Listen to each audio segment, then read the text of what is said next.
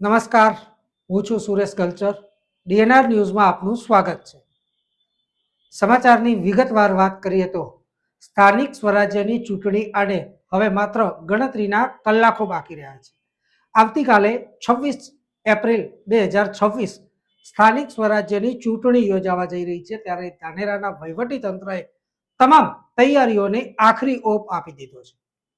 ધાનેરાની આદર્શ nursing college ખાતે આજે ધાનેરાનું તમામ વહીવટી તંત્ર ચુસ્ત પોલીસ બંદોબસ્ત સાથે ઈવીએમ મશીનો બૂથ પર પહોંચાડવાની કામગીરી હાથ ધરવામાં આવી છે.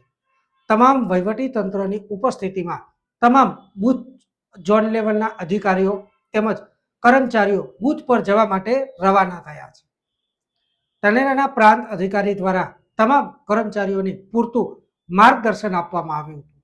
તો બીજી એક તરફ ભારે ગરમીને લઈ કોઈને કોઈ તકલીફ ના પડે તે માટે મેડિકલ ટીમ પણ તૈનાત જોવા મળી હતી. કોઈ અણબનાવ ન બને તે માટે ચુસ્ત પોલીસ બંદોબસ્ત પણ જોવા મળ્યો હતો. અત્યારે તો તંત્ર દ્વારા તમામ તૈયારીઓને આખરી ઓપ આપી દેવામાં આવ્યો છે અને હવે માત્ર ગણતરીના કલાકો જ કહી શકાય તેમ આવતીકાલે સવારે 7 વાગ્યાથી મતદાન શરૂ થશે.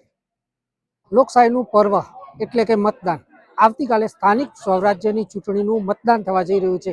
ત્યારે ધાનેરાના વહીવટી તંત્ર દ્વારા તમામ પ્રકારની તૈયારીઓ પૂર્ણ કરી દેવામાં આવી છે.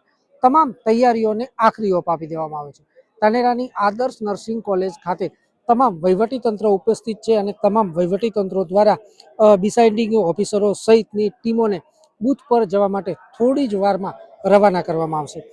ચુસ્ત પોલીસ બંદોબસ્ત વચ્ચે આવતીકાલે ચૂંટણી યોજાશે તેની સ્થાનિક વહીવટી તંત્ર દ્વારા સંપૂર્ણ તૈયારીઓ કરી દેવામાં આવી છે. Suresh culture, ડીએનઆર news, Dhanera.